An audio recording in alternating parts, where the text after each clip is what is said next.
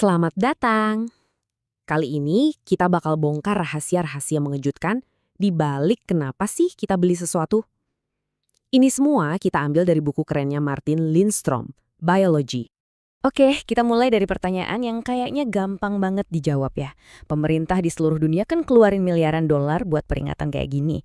Pasti berhasil dong. Ternyata salah besar.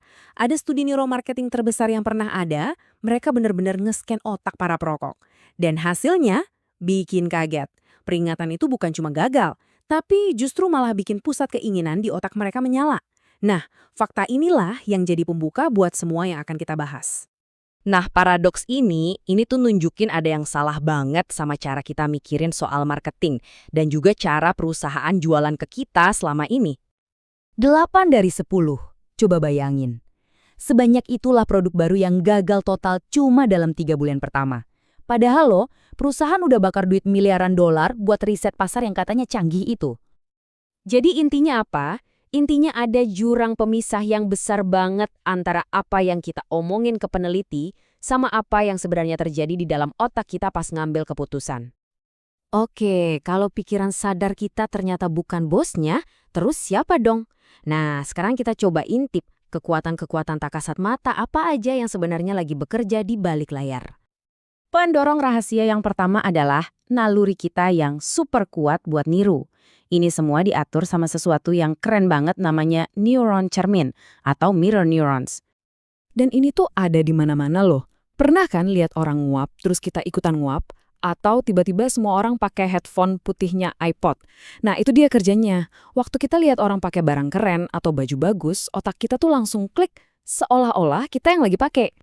Selain soal niru-niru tadi, otak kita juga ternyata suka banget sama yang namanya ritual. Dan ritual inilah yang bisa bikin kita punya ikatan emosional yang dalam banget sama sebuah produk. Contoh paling jenius itu Guinness. Mereka kan butuh waktu lama tuh buat nuang birnya dengan sempurna. Bukannya dianggap kelemahan, mereka justru mengubah proses nunggu yang lama itu jadi sebuah ritual yang sakral dan disukai banyak orang. Gangguan jadi kenikmatan. Keren banget kan? Oke, kita lanjut lagi ya.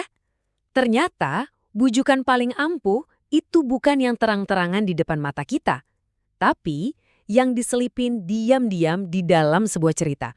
Ini ada studi kasus yang gila banget soal product placement di acara TV American Idol. Dan studi ini ngebongkar sebuah kesalahan yang harganya jutaan dolar. Jadi gini Coke, kan sponsor juga. Tapi mereka pinter. Logonya ada di gelas juri, di set panggung yang merah, jadi bagian dari acara. Hasilnya, orang ingat banget sama Coke. Nah, bandingin sama Ford. Mereka cuma pasang iklan biasa di jeda acara. Hasilnya, bukan cuma dilupain, iklan mereka justru bikin otak penonton menekan ingatan soal Ford. Aneh kan?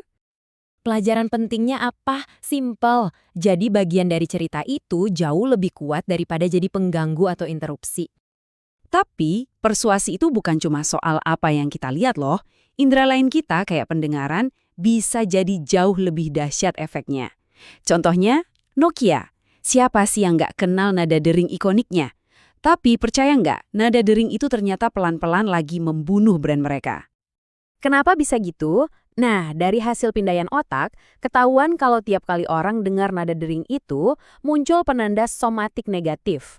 Gampangnya, otak kita secara otomatis ngehubungin suara itu sama perasaan terganggu, stres, atau sebel. Ini bukti kalau suara atau bahkan bau bisa jauh lebih kuat pengaruhnya daripada logo secantik apapun. Oke, setelah tahu semua ini, terus gimana? Gimana caranya kita bisa pakai semua wawasan ini biar jadi lebih pintar sebagai konsumen?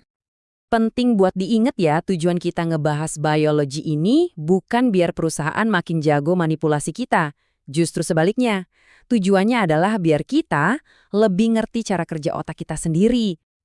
Jadi, dengan ngenalin semua pemicu-pemicu di alam bawah sadar ini, kita bisa naik kelas. Dari yang tadinya cuma target pasif, jadi pemain yang cerdas dan sadar.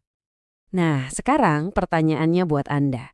Setelah tahu ada benang-benang tak terlihat yang selama ini ngatur keputusan kita, lain kali pas Anda mau beli sesuatu, coba deh berhenti sejenak dan tanya. Sebenarnya, siapa sih yang pegang kendali keranjang belanja ini?